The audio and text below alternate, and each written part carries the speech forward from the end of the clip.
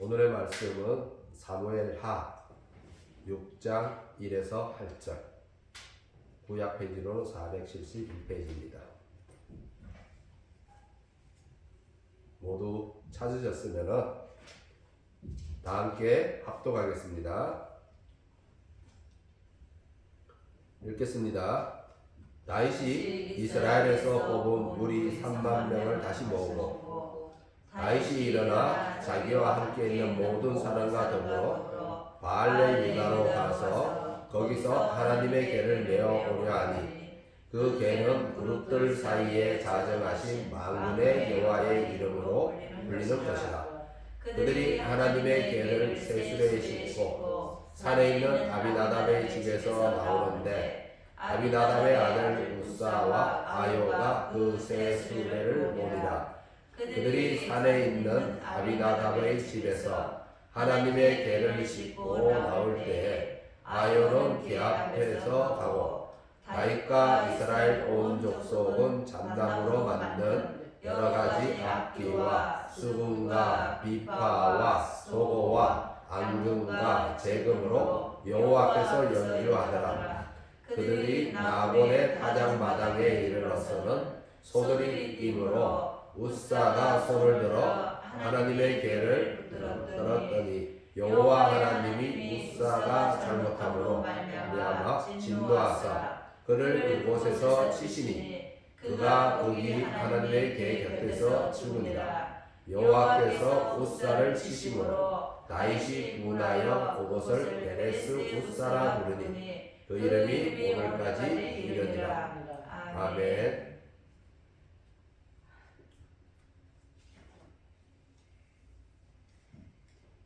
오늘의 말씀은 무엇에 마음을 둘 것인가 라는 제목으로 전하려고 합니다. 주변을 이렇게 둘러보면 특히 이 신앙생활에 있어서 주변을 둘러보다 보면 신앙에 대한 열정이 뜨거운 분들이 있습니다. 하나님을 많이 사랑하고 하나님의 일에 대해 적극적으로 앞장서시는 분들이 있죠. 그런 분들을 보면 참 대단하다라는 느낌이 들고, 또 어떤 때는 나도 저랬으면 좋겠다라는 살짝 부럽기도 합니다. 나도 신앙에 있어서 저런 뜨거운 열정이 있었으면 얼마나 좋을까 하는 생각이 마음속으로 스며 들어오곤 합니다. 오늘의 말씀에서도 그런 뜨거운 열정을 지닌 신앙인이 나옵니다. 구약의 역사에 있어서 대단한 신앙을 보여줬던 사람, 하나님의 마음에 합한 사람 다윗입니다. 그런데 오늘 또 하나 나오는 것은 바로 구약 시대에 있었던 언약궤라는 매우 특별한 기구, 이것이 또 오늘 나옵니다. 그리고 이것을 통해서 다윗의 이런 신앙을 보게 되는데, 구약 시대에는 이 언약궤라는 것이 매우 특별한 기구였습니다. 이 기구는 하나님의 임재라는 상징성을 가지고 있습니다. 이스라엘은 이 기구를 통해 하나님과 만남을 가지고 또 소통을 하였습니다. 언약궤 안에는 아론의 쌍난 지팡이, 또 만나가 들어있는 항아리, 그리고 언약의 두 돌판이 담겨 있죠. 그래서 이 언약궤는 매우 신성시되었습니다. 이 언약궤는 성막 또는 성전의 지성소에 놓여서 하나님이 임재하는 장소가 되었습니다. 좀 더 정확히 말하면 언약궤 위에 속죄소라는 게 얹어져 있는데, 그 속죄소가 하나님의 임재의 장소이고, 지성소 안에서 언약궤 위에 속죄소가 얹어져 있어서 하나로, 언약궤와 속죄소가 하나로 있었기 때문에 이렇게 이제 언약궤가 임재의 장소가 됩니다. 하나님이 이곳에 임재하셔서 대제사장을 통해 이스라엘과 소통했습니다. 이렇게 언약궤는 하나님의 임재를 상징하였으므로 이스라엘에게는 매우 중요한 의미를 지녔습니다. 그래서 이 이스라엘이 블레셋과의 전투에서 처음에 졌죠. 이스라엘이 졌습니다. 그래서 그 다음 어떻게 했죠? 이 언약궤를 그 전장으로 가지고 가죠. 왜? 하나님이 임재하시는 거니까. 그 전장에 하나님이 임재하시면 어떻게 되죠? 이스라엘은 무조건 이깁니다. 그래서 언약궤를 가지고 갔는데 그들의 생각과는 달리 전투에 패배했습니다. 그리고 빼앗겼죠. 언약궤를 빼앗겨버렸습니다. 그런데 이 언약궤를 향한 이스라엘의 1대왕 사울과 2대왕 다윗을 보면은 너무나 다른 모습을 보여줍니다. 이스라엘은 이 블레셋과의 전투에서 패하여 언약궤를 빼앗겼죠. 그리고 그 언약궤는 7달 동안 블레셋 지역에 있었습니다. 그러다가 이제 기럇 야림이라는 아비나답의 집으로 오게 됐는데, 그리고 여기서 20년 동안 언약궤가 있게 되죠. 그런데 사울 왕은 이 언약궤에 대해 일체 관심을 갖지 않습니다. 관심을 두지 않죠. 그의 재임 기간 동안 언약궤에 대한 언급이 나오질 않죠. 즉 사울은 하나님의 임재에 대한, 하나님의 소통과 만남에 대해서 관심이 없는 겁니다. 오로지 자신의 왕의 직분, 그 왕의 직분의 수행을 위해서만 분주하게 뛰어다니고 있었던 거죠. 한편 다윗은 하나님에 대한 뜨거운 사랑으로 언약궤를 자기 왕궁으로 옮겨두려고 하고 있습니다. 하나님의 임재에 대한 간절한 사모함이었죠. 그래서 이 사울과 다윗의 이 비교를 신약에서 찾아본다면 바로 마르다와 마리아의 이야기로 비견될 수 있죠. 예수님을 접대하기에 바쁜 마르다와 예수님에 대한 간절한 사모함으로 예수님과 만남을 갖고 소통하기를 놓치지 않는 마리아에서 참된 기쁨이 누구에게 있는지를 보게 됩니다.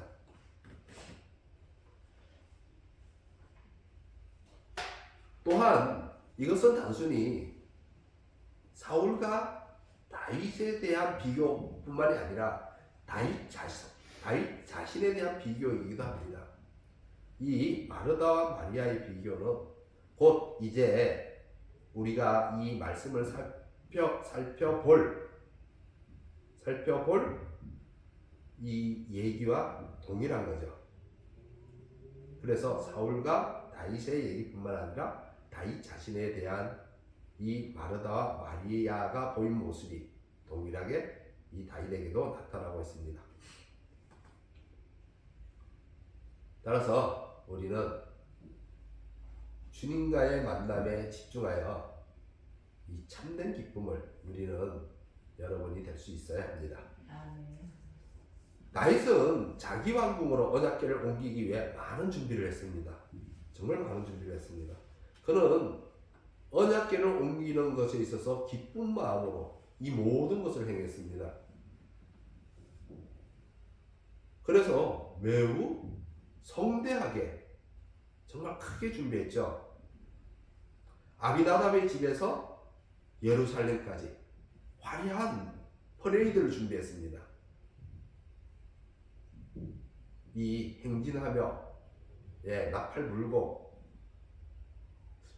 이거를 이렇게 볼 때 제 어릴 때는 요즘은 모르겠는데 어릴 때는 학교에서 왜 밴드부라는 게 있었죠. 그래서 막 악기 막 이 큰 막 색소폰 불고 색소폰이 아니라 이 호론 둘러매고 트럼펫 불고 하면서 어떤 마을에 행사가 있으면 이 학교에 이 밴드부가 동원이 돼 갖고 이제 그 행사에 참여하고 부르고 제가 어릴 때도 그래서 저희 학교의 그 밴드부가 그런 막 이렇게 행진할 때 거기에 참여해서 막 이렇게 연주하는 것을 듣고 그것이 오랩이 되었습니다.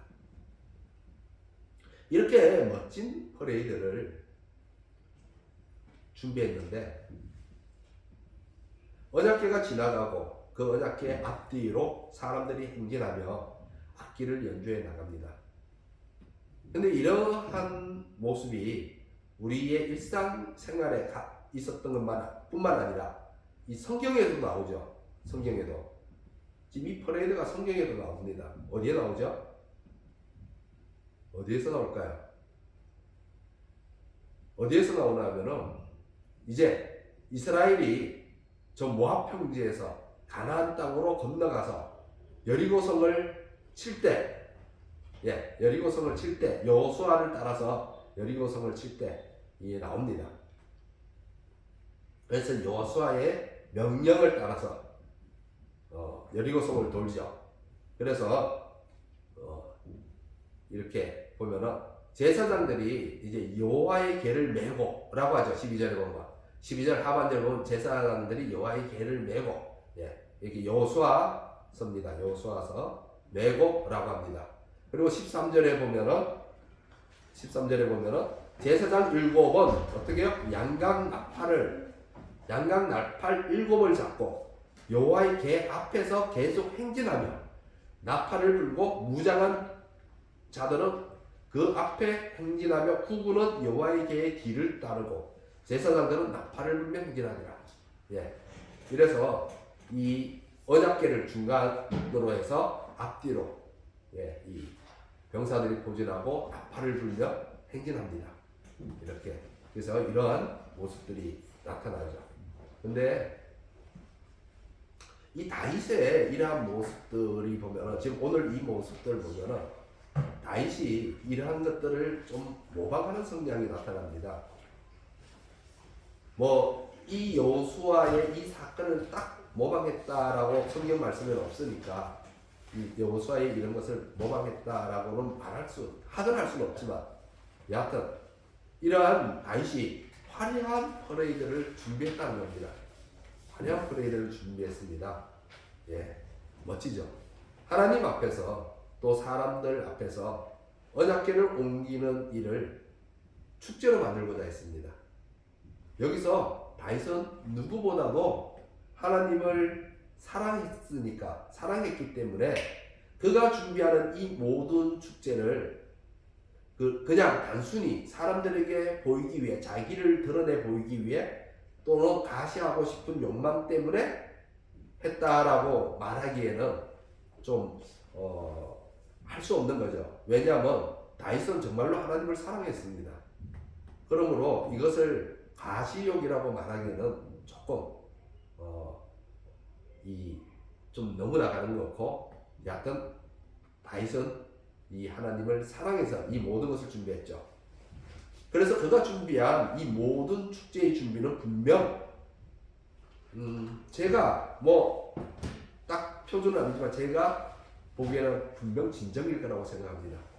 다윗의 준비는. 그는 사람을 얼마 동원했다고요? 3만 명. 1절에 보면 3만 명이 동원됐죠. 3만 명을 뽑았습니다. 3만 명을 동원했습니다. 사람의 숫자만 봐도 다윗이 이 퍼레이드를 얼마나 성대하게 준비했는지를 알 수 있습니다. 하나님에 대한 그의 마음을 분명히 읽을 수 있는 부분이죠.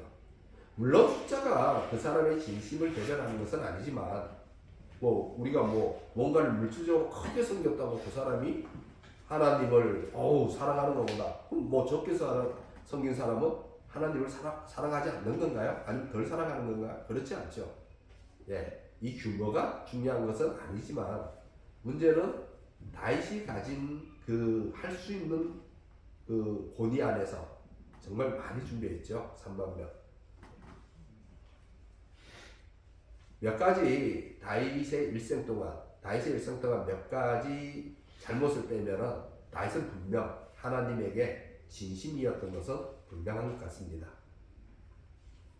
우리도 이런 다윗의 진심인 신앙을 본받을 수 있어야 합니다. 특히 이 언약궤를 옮기는 시기는 다윗의 신앙심이 아주 고조에 달할 때입니다. 최고조에 달할 때죠.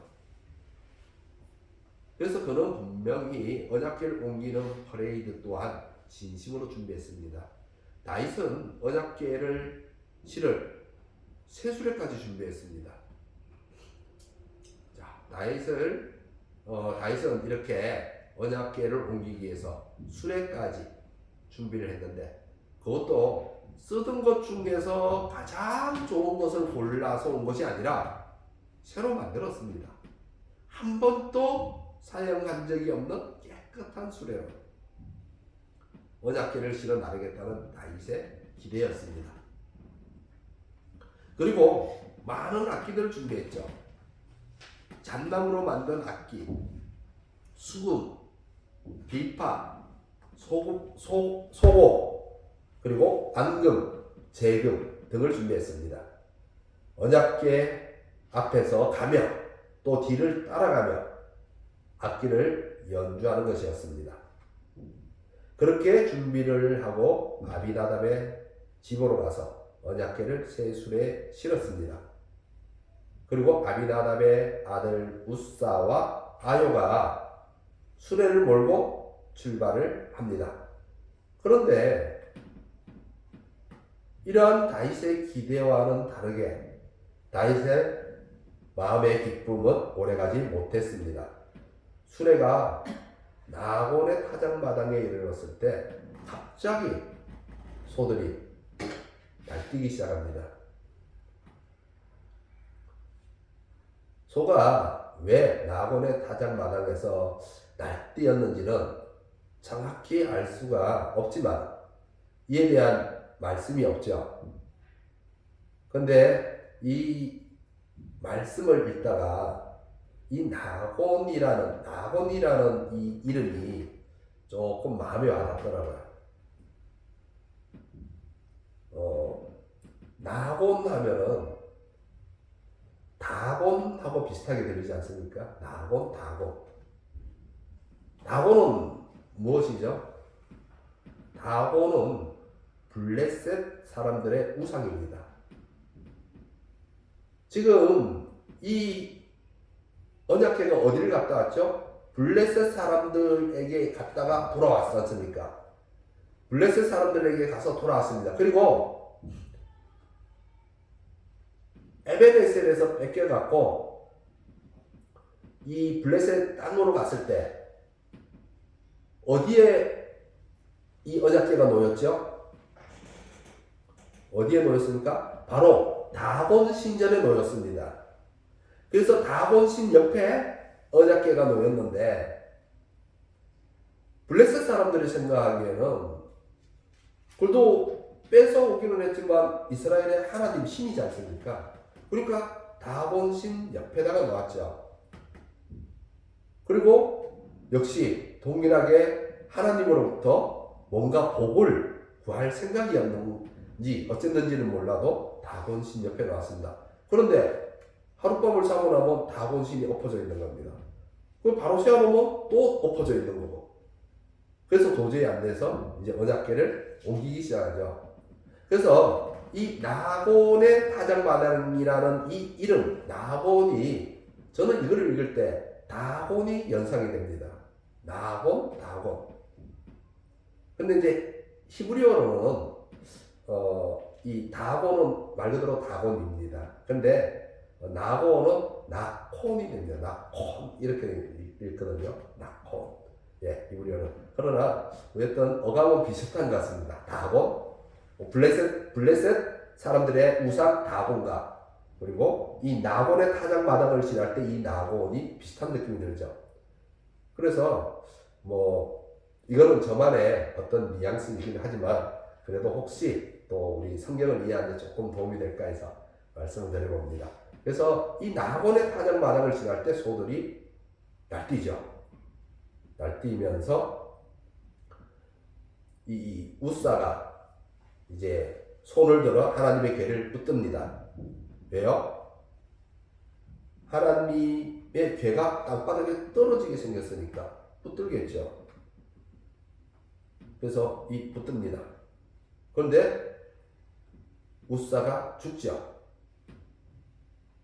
이 언약궤를 붙든가 동시에 우사가 죽습니다. 우사가 언약궤가 땅바닥에 떨어지지 않도록 하기 위해서 붙든 것이 잘못입니까? 이것이 잘못이라고 생각합니까? 그것도 죽을 만큼 잘못이라고 생각합니까? 이것을 읽을 때 저는 처음에 읽을 때 이게 이해가 안 됐습니다. 이 언약궤를 어떻게 붙들었는데, 아니 언약궤, 그 신성한 언약궤가 땅바닥에 떨어지게 생겼는데 그것이 떨어지지 말라고 붙들었는데 하나님께서 우사를 쳐버립니다. 네. 이 부분에서 아마 많은 사람들이 하나님의 이러한 진노를 이해를 하지 못할 겁니다. 땅바닥에 굴러 떨어질 위기에 있는 언약궤를 손으로 붙든 것이 죽일 만큼 큰 잘못이었는지. 그래서 우리는 하나님의 뜻이 무엇인지 집중할 필요가 있습니다. 일단 여기에 보면은 다윗뿐만 아니라 우사까지 조금 이 하나님의 말씀에 대한 집중력이 떨어져 있음을 우리가 이 말씀에서 알 수 있습니다. 일단 제일 먼저 생각할 수 있는 것은 언약궤를 운반하는 방법에 대한 거겠죠. 언약궤를 운반하는 방법. 언약궤는 어떻게 운반되어져야 합니까? 어떻게 운반되어져야 합니까?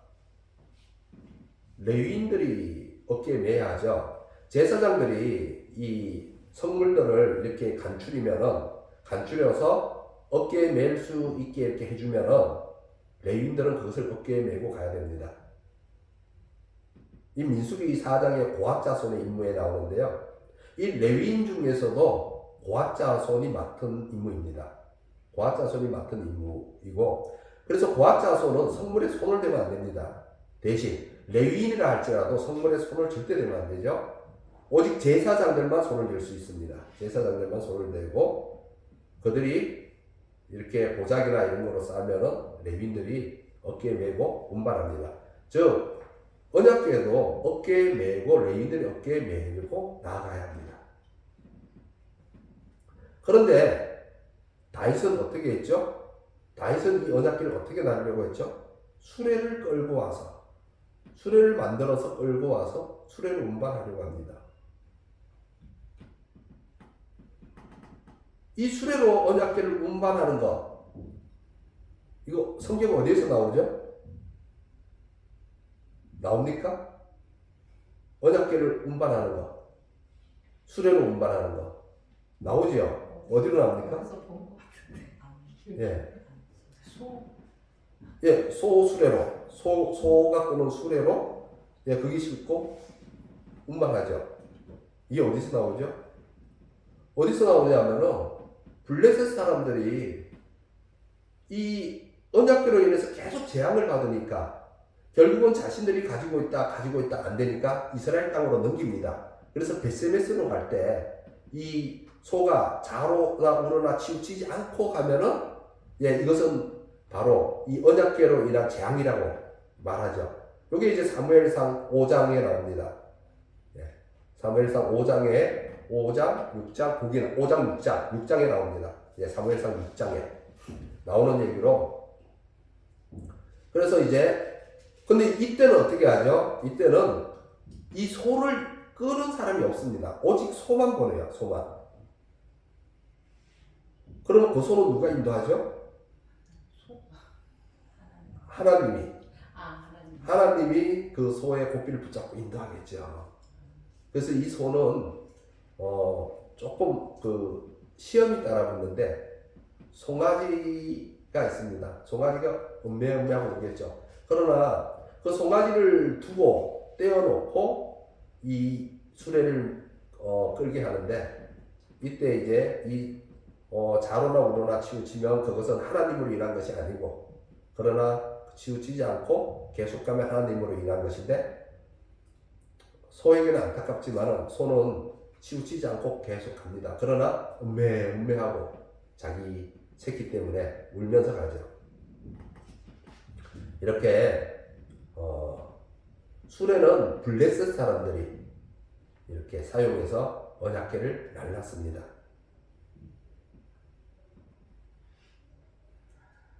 근데 이것을 다윗이 모방한 거죠. 그래서 다윗은 이 퍼레이드를 바로 여호수아가 여리고를 돌 때 한 것처럼 모방하고 또 이 언약궤를 나르는 방법을 블레셋 사람들에게서 모방하고 이렇게 모방을 해서 합니다. 그러나 블레셋 사람들하고 이스라엘 사람들하고는 다르죠. 다릅니다.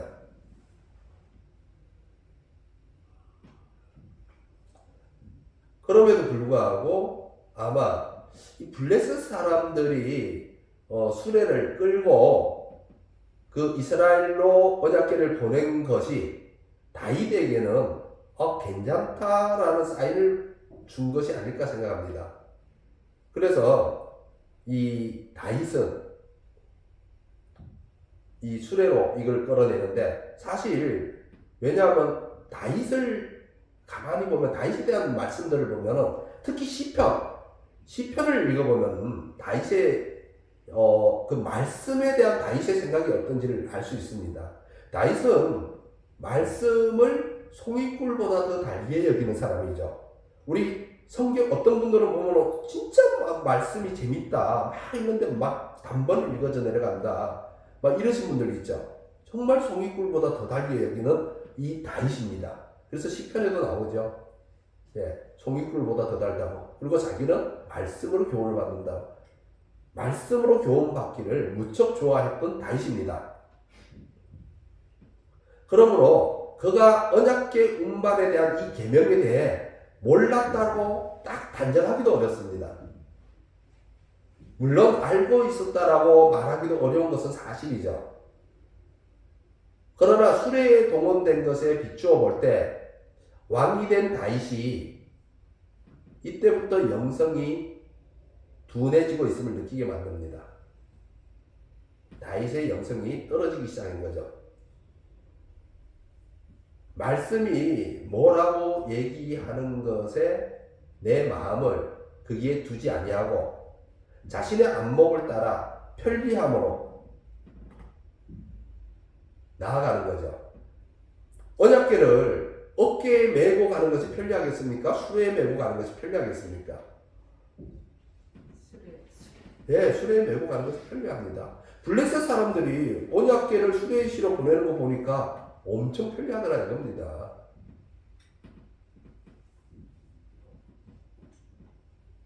이렇게 편의성에 초점을 맞추어서 우리의 성품은 이렇게 편의성에 맞추어서 어떤 것을 해석하기가 쉬워집니다. 무겁고 힘들게 어깨에 메고 오기보다는 수레에 싣는 것이 훨씬 더 편리하죠. 만약에 이것이 성공했다면 어떻게 됐을까요? 이것이 성공했다면 이 수레에 싣고 가는 것이 성공했다면 아마도 하나님의 말씀보다는 다윗의 지혜가 더 행위의 기준이 되지 않았을까? 그럼 지금도 하나님의 말씀보다는 내 지혜가 더 기준이 될 수 있겠죠. 그러므로 우리의 마음에 무엇을 두게 될지 이 불을 모두 뻔하게 될 겁니다. 하나님의 말씀보다 나에게 무언가 유익을 안겨다 줄, 내가 생각하기에 더 편리한 것들에, 즉 세상의 지혜에 내 마음을 두게 될 겁니다.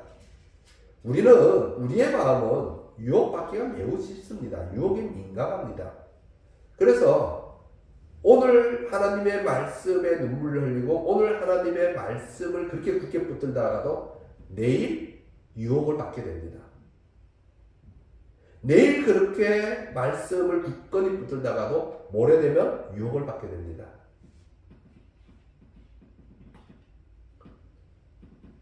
흔히 세상에서 말하는 것, 이런 거 있죠. 카더라 통신. 세속적인 말인데 카더라 통신. 우리 성도님은 아시는가 보다. 카더라 통신. 예. 누가 뭐라 카더라. 누가 이렇다 카더라. 저렇다 카더라. 이 카더라 하면 그것을 진위 여부는 살피지 않고 그 말을 맹신하는 현상이 나타납니다. 그 믿음의 사람 다윗도 바로 이런 경우라고 할 수 있죠. 하나님의 말씀이 아니라 블레셋 사람들이 하는 것을 바로 모방합니다. 그런데 좀 전에도 말했듯이 블레셋 사람들과 이스라엘 사람들은 조건이 다릅니다. 첫째, 블레셋 사람들에게는 하나님의 말씀이 없습니다. 하나님이 말씀을 준 적이 없으니까. 따라서 당연히 하나님의 말씀을 모르죠. 그래서 블레셋 사람들이 여러 번에 걸쳐서 언약궤를 이동하죠.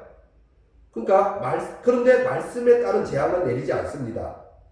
민수기 4장을 보면 언약궤와 성물은 고앗 자손이 맡아서 운반하게 되는데 민수기 4장 15절을 보면 고앗 자손이라도 성물을 운반할 때 성물을 건들게 되면 죽는다는 규정이 있습니다. 그러니까 손으로 언약궤를 만지면 안 되죠. 그러나 블레셋 사람들은 에베네셀에서부터 언약궤를 뺏어 갖고 왔으니까 그것을 손으로 만져서 들어서 놨을 겁니다. 그리고 아스도스로 갔고 또 아스도스에서 자꾸 이 다곤상이 넘어가니까 안 되겠다 싶어서 가드로 갔습니다. 그 가드로 가니까 재앙이 떨어지니까 또 이 가드에서 에그론으로 가는 거죠. 근데 에그론에 가니까 에그론 사람이 난리가 났습니다. 우리를 죽이려고 한다고. 그래서 하다 안 되니까 이것을 베스메스로 보냅니다. 여기는 이제 이스라엘의 땅이죠. 이 베스메스에서도 이 베스메스 사람들이 뭘 모르고 이 언약궤를 함부로 열었다가 거기서 많은 사람이 죽습니다. 그렇게 이동하는 과정에서 손으로 만지고 씻고 내리기를 여러 번 했지만 그러나 성경에는 언약궤를 만진 사람이 죽었다는 얘기는 없습니다. 이는 말씀을 가진 자와 말씀을 갖지 않은 자의 차이이죠. 이스라엘의 제사로 말한다면 속죄제와 속건제의 차이로 이해가 될 수 있죠. 알고 행한 것인지 모르고 행한 것인지. 그리고 두 번째는 블레셋 사람들에게는 언약궤를 만질 수 있는 이 자격을 가진 하나님의 제사장들이 없습니다. 따라서 재앙으로 인해서 언약궤를 지금 옮기고 있는데 그 언약궤를 만졌다는 이유로 하나님께서 또 재앙을 내린다면 그리고 블레셋 사람들을 죽인다면 어떻겠습니까? 그러니까 하나님은 우리의 형편과 사정을 너무나 잘 아시는 분입니다. 우리의 형편과 사정을 너무나 잘 알기 때문에 우리의 그 어려움 속에서 하나님은 우리를 그렇게 또 이중적으로 죽이는 그런 행위를 하시는 분은 아니죠. 하나님은 우리에게 징벌을 내릴 때, 우리에게 심판을 할 때 그것이 우리를 벌하기 위한 것이 아니라고 이 성경의 말씀은 늘 말하고 있습니다. 항상 무엇을 위해서요? 회복하기 위해서. 그러니까 우리의 형편과 사정을 아시는 하나님이 블레셋 사람이라 할지라도 이방인이라 할지라도 재앙 때문에 옮기는 이 모습을 보면서 다시 재앙을 내리지 않습니다. 따라서 블레셋 사람들과 이스라엘은 다른 겁니다. 예수님을 믿는 성도와 불신자들이 다른 것처럼 말입니다. 그런데 성도가 하나님의 말씀을 따르지 않고 세상 사람을 따라서 행한다면 하나님의 입장에서는 이것이 매우 불편할 수밖에 없습니다. 다윗이 블레셋 사람을 따라 한다는 것이 하나님 입장에서 몹시 불편하고 분을 내게 되겠죠. 그래서 언약궤를 바닥에 던져버립니다. 그런데 이것을 우사가 막아서는 거죠. 그러다가 죽임을 당하게 되죠. 7절을 보시면은 여호와 하나님이 우사가 잘못함으로 말미암아 진노하사 그를 그곳에 치시니 그가 거기 하나님의 궤 곁에서 죽으니라. 우사가 언약궤를 잡아서 그래서 죽게 됩니다. 그러므로 그런데 여기서 우리가 알아야 될 것은 언약궤 자체가 신성한 것이 아니라는 거죠. 하나님이 이것을 바닥에 내던진다는 것은 언약궤 자체는 신성하지 않습니다. 거기에 돌판이 담겼던 아니면 싹이 난 아론의 지팡이가 있던 만나가 담긴 병이 있던 하나님이 주신 언약의 두 돌판이 있던 그것은 하나도 신성하지 않습니다. 만약에 그것이 신성했다면 언약의 두 돌판이 지금 남아 있어야죠. 근데 지금 언약의 두 돌판은 사라지고 없습니다.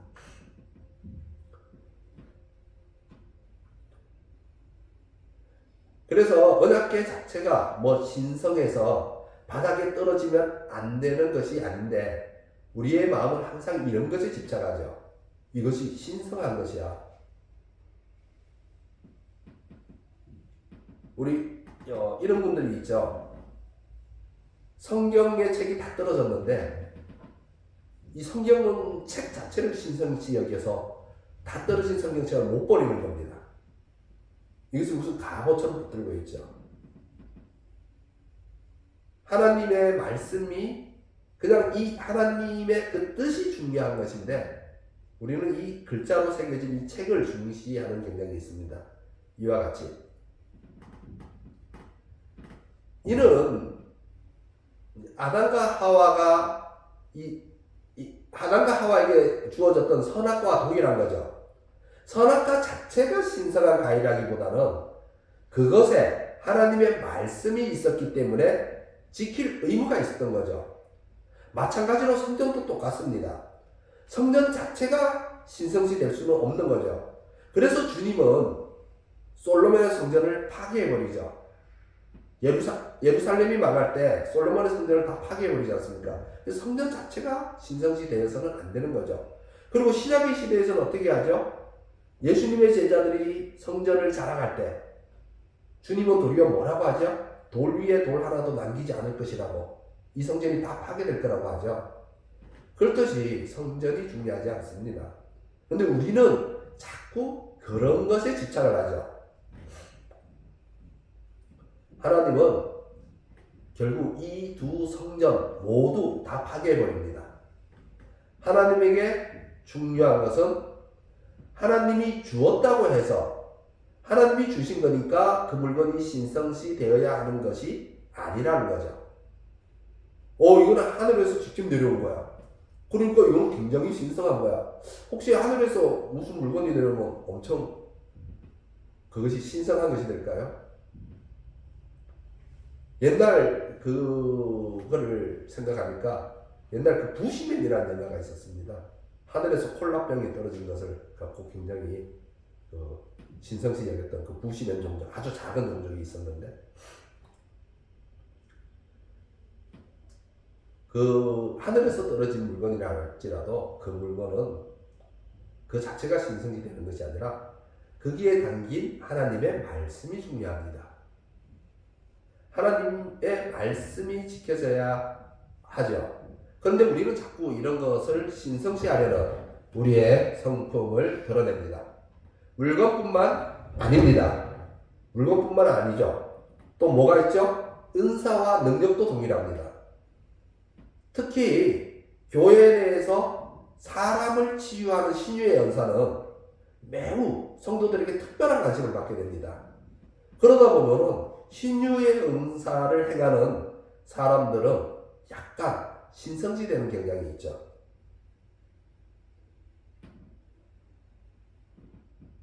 우리에게는 그것이 매우 특별한 것처럼 느껴지고 그러나 하나님에게는 어떻게 되죠?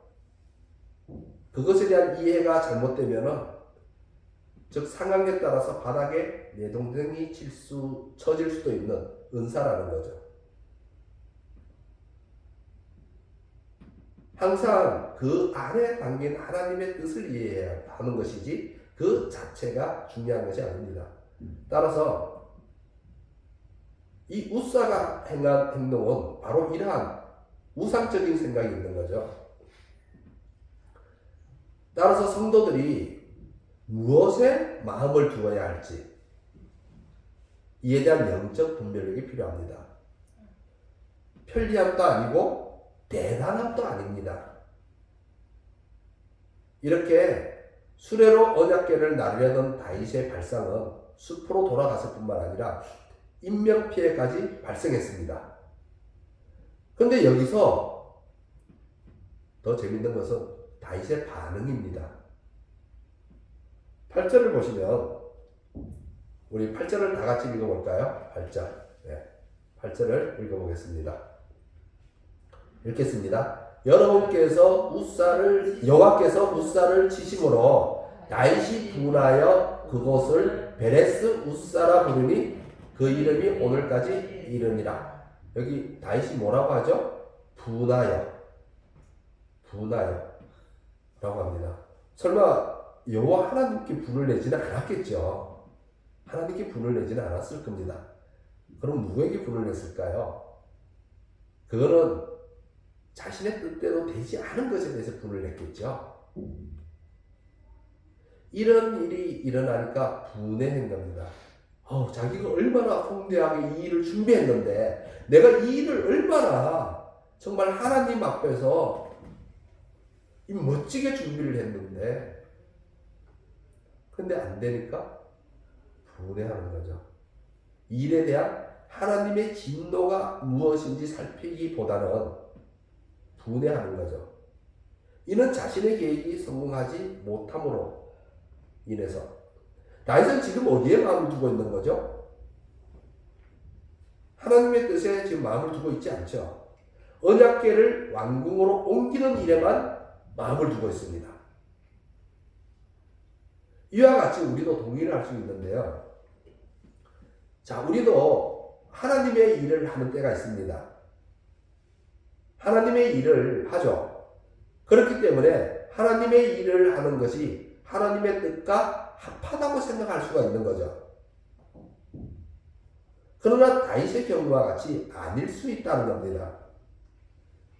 우리의 속담에는 뭐로 가도 서울만 가면 된다 라는 이 결과지향주의적인 사고를 우리는 가지고 있는데, 그러나 하나님의 사역은 그렇지 않습니다.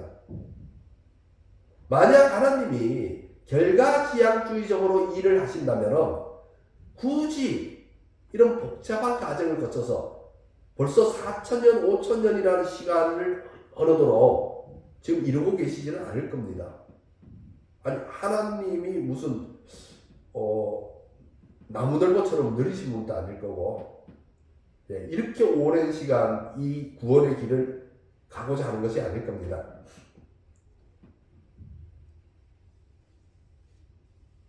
그분은 전능하신 분입니다. 그분이 못할 일이 무엇이 있기에 이렇게 긴 시간을 끌고 있겠습니까? 주님에게는 결과도 중요하지만 과정도 결과만큼 중요하기 때문입니다. 그러므로 우리의 손을 잡고 걸어가자니 하나님 입장에서는 느리고 답답하지만 오래 참으심의 풍성함으로 이 구원의 길을 느릿느릿 우리의 발걸음에 맞춰서 걸어가고 계신 거죠. 그런데 다윗은 편리한 방법으로, 블레셋이 한 방법대로 결과만 이루려고 하는 거죠. 그는 이 일을 하면서 마음에 그 언약궤를 왕궁으로 옮기는 일에만 마음을 두고 있습니다. 그래서 그 일이 이루어지지 않으니 어떻게 하죠? 분해합니다. 바로 자기가 계획한 것 때문에 한 사람이 앞에서 죽었습니다. 그것 때문에 슬퍼해야 하는데 다윗은 지금 슬픔이 없습니다. 자신이 계획한 일로 인해서 사람이 죽었는데 슬프지 않죠.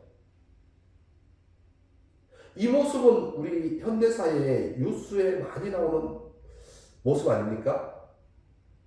회사에서 일을 하다 죽어도 회사의 윗사람들은 하나도 슬프지 않죠. 지금 다윗이 보여주는 모습이 지금 굉장히 영적으로 우둔한, 둔한, 어둠 속에 갇혀있는 모습을 지금 보여주고 있습니다. 그래서 다윗이 현재 이 언약궤를 옮겨야 된다는 그 일에 집착함으로 인해서 다른 주변의 다른 것들을 지금 살필 여력을 잃어버린, 분별력을, 영적인 분별력을 상실해버린 상태이죠. 하나님의 일을 한다 할지라도 하나님의 뜻을 살피면서 나가야 되는데 하나님의 일을 한다는 이유 하나만으로 그것이 내가 일방적으로 밀어붙이기식의 일을 하는 것은 바로 하나님의 뜻에 합하지 않을 수 있다는 겁니다. 그래서 우리는 어떠한 경우도 마찬가지입니다. 하나님의 일을 하든 아니면 하나님이 무엇을 주셨든 하나님이 내게 뭘 했든 그것 자체가 중요한 것이 아니라 그 속에 담겨있는 하나님의 뜻과 하나님의 인도하심을 바라봐야 됩니다. 네. 그래서 교회 내에서 가장 많이 나는 사고가 뭐죠? 교회 성전. 교회 성전을 짓는 것은 우리가 모두 하나님의 일에 동참하는 거라고 생각하죠. 그러나 그 속에서 얼마나 많은 사고가 일어납니까? 결국은 빚더미에 앉게 되고 성도들을 빚더미에 앉히게 되고 또 다 결국은 완공하지 못한 것들도 있죠. 대표적인 게 어디죠? 미국의 수정교회. 가면 정말 전 본 적이 없는데 정말 멋지다고 합니다. 그 짓다가 말았다고 하는데요. 그럼에도 불구하고 엄청 멋있다고 합니다. 결국 이러한 일들이 우리에게 있는 거죠. 그래서 우리는 이 신앙의 삶을 살아갈 때 굉장히 이 분별력이, 영적 분별력이 필요합니다. 그래서 모든 것이 그 교회에서 진행했다 또는 목사님이 진행했다 해서 다 그것이 옳은 길이 아니라 그 길을 진행하면서도 그러니까 그 일이 진행되는 것이 옳다 그러다 문제보다 그 일을 진행해 나가면서 하나님의 뜻을 물으면서 나가는 것이 그것이 옳은 것이죠. 그러나 하나님의 뜻이 옳은 것이 아니라 지금 이 일은 하나님의 일이야 라고 밀고 나가는 것이 옳지 않다는 겁니다. 그래서 항상 우리는 어떻죠? 하나님과 소통하는 존재. 하나님이 우리에게 바라는 것은 바로 그것입니다. 소통하는 존재. 창세기 1장에 나오는 하나님의 형상도 그거였고요. 하나님과 소통하는 존재. 늘 소통을 요구하고 있습니다. 얘기해라. 말해봐라. 내게 와서 기도해라. 이거죠. 그래서 우리는 하나님과 늘 소통하는 성도들이 되시기를 주님의 이름으로 축원합니다. 기도하겠습니다.